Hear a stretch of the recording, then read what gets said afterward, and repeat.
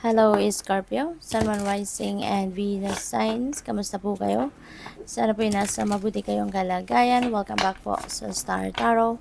Kung bago kayo rito, welcome din po kayo. And please subscribe, like, share my videos. And please leave me a comment kung naka-resonate po kayo. Thank you.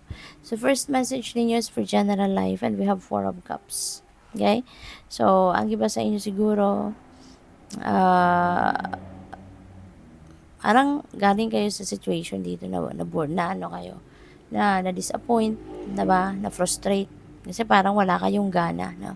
Wala yon tingin, kahit merong offer dito, hindi ninyo pinapansin, diba? Iba, hindi ka nakatingin dito sa cup, which is this is an offer sa'yo.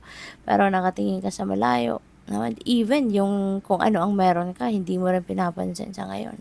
Diba? So parang ano ka, feeling ko disappointed, no? Disappointed ka, parang nawalan ka ng gana sa buhay, parang nawalan ka ng amor, kumbaga ngayon sa mga bagay-bagay sa buhay ninyo, no?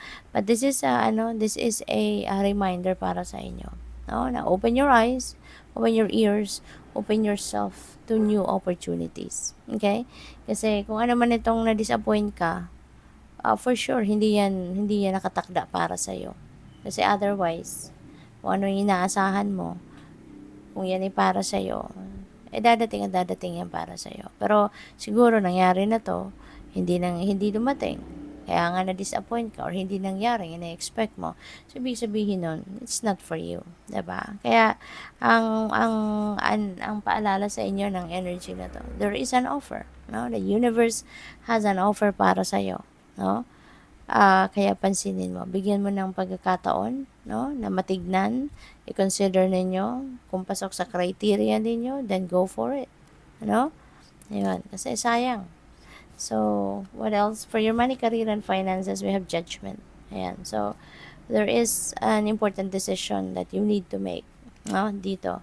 At sa inyong money, career, and finances area of life. At maaaring yung desisyon na to, kailangan mo ditong pag-isipan itong mabuti.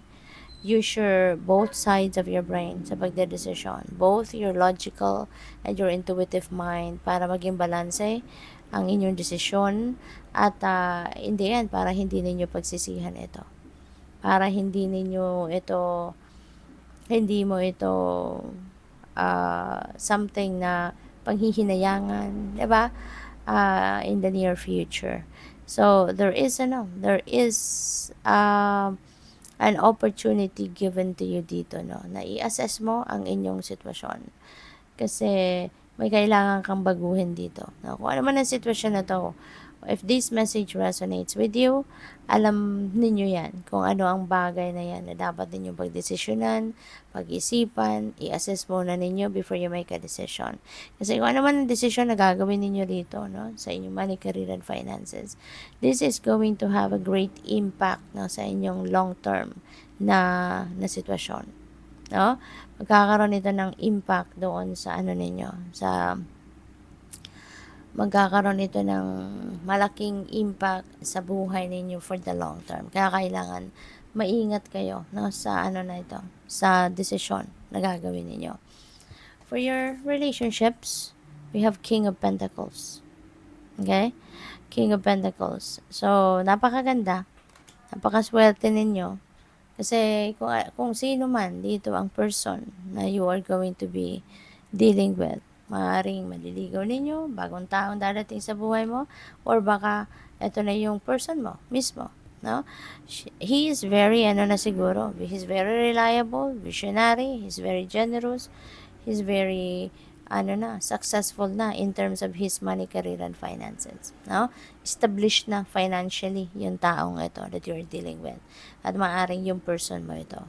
Kaya, pwede rin, na since he's very successful na sa kanyang kapirahang aspeto, sa trabaho, negosyo, no? Marami ng ipon siguro to. Siguro din dahil sa sipag at tiyaga niya, 'di ba? Nakuha niya yan, success niya. Maaaring ganun din siya, no, pagdating sa relationship. Maaaring ang after din niya, no, is to lay a solid foundation din sa kanyang relationship. Katulad ng pag-establish niya ng sarili niya sa kanyang finances, sa kanyang trabaho, career, or negosyo, gusto rin niya siguro na maging ganon kayo. Ganon, maging successful din ang relationship ninyo. Diba? Siguro tinutulungan ka din niya na he's also exerting an effort just like you na mas mapatibay ang inyong relasyon, diba? Mas maging stable din kayo, mas maging ang tawag dito, mas maging successful din, no, ang inyong samahan. So, tignan natin, let's dig deeper, let's get clarifiers. And before that, maraming salamat muna, no, for supporting my channel. Thank you for subscribing. At kung hindi pa kayo nakakapag-subscribe, please subscribe. And ano po, maraming salamat din sa pagsuporta ninyo sa aking channel by sending super thanks. At saka sa mga hindi nag-skip ng ads po, maraming salamat. And open na po yung channel ko for membership. So please check it out, no? Check it out kung interesado po kayong mag-member. So we have 4 of cups, 8 of wands ang clarifier niya, no? So the 8 of wands, this is a fast moving energy, no? So mabilisan ng mga kaganapan, maari, no, na yung offer na to is travel, no? Po pwedeng meron kayong offer to travel. Baka yun ang ikina-disappoint ninyo kasi hindi kayo nakasama or hindi nangyari, hindi na-approve. Diba? Yung travel ninyo, so pwedeng ganon. But with the 8 of wands, no, maaring matuloy na ito. Maaring magkaroon kayo ng ibang, baka merong ibang mag-o-offer sa inyo na mag-travel kayo. Diba? It could be related to trabaho, to career, to your business. Diba? So, depende yan sa inyong sitwasyon. But there are opportunities talaga na dadating sa inyo. So, you also need to be ready. You need to be physically, mentally, and emotionally fit and ready dito. Kasi maraming offers, maraming opportunity ang pwedeng dumating sa buhay ninyo rito. Kaya you need to be handa for that, no? Kapag yan ay dumating na. And with the judgment, we have Ace of Cups.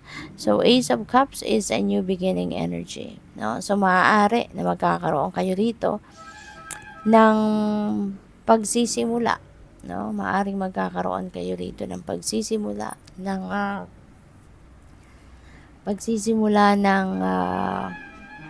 bagong trabaho, bagong career, or bagong negosyo na kung ano man ang gagawin ninyo rito, ano mang klaseng business or ventures ang gagawin ninyo, this is going to be emotionally fulfilling para sa'yo, no? Siguro tuwang-tuwa, or this is what you really want, no, na gawin. Kaya napakaganda. And there are a lot of blessings, no, that might come your way, lalo-lalo na pagdating sa inyong pera, trabaho, karera, negosyo na area, no? So, congrats. With the King of Pentacles, we have 7 of Wands. Ayan, defensive, no? Kayo rito, Scorpio.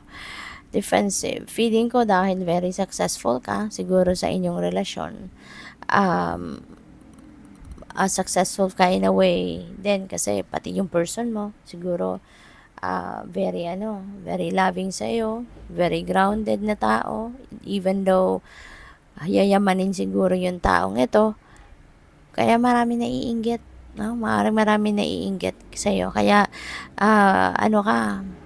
nasa defensive mode ka dito kasi baka may mga naririnig ka talaga from other people na kung anong mga sinasabi nila against you or against sa inyo, no, ng person mo. So, yun, magbantay ka lang, no? Magbantay ka lang as long as you are not, alam mo yun, yung integrity mo, yung dignity mo, yung safety mo is not compromised, then sige, magbantay ka lang. Pero, yun, alamin mo kung kailan ka dapat lumaban, alamin mo kung kailan mo dapat depensahan ang sarili mo, diba? So, yun, good luck sa'yo. So, tignan natin kung ano yung final message ninyo.